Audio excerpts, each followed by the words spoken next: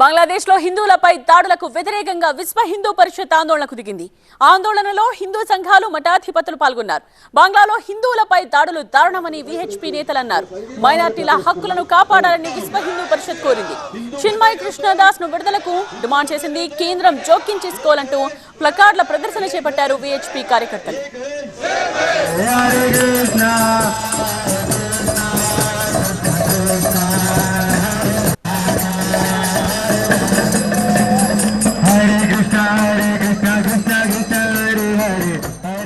స్వామి Chinmay Krishnadas G Hindu సంఘటనను నిర్మాణం చేస్తూ హిందువులకు రక్షణగా నిలుస్తున్నటువంటి ఇస్కాన్కు సంబంధించినటువంటి స్వామి చిన్మయ్ కృష్ణదాస్ జీని ఒక అక్రమమైనటువంటి కేసు, దేశద్రోహం కేసు, అక్రమ కేసు నమోదు చేసి అరెస్టు చేసింది.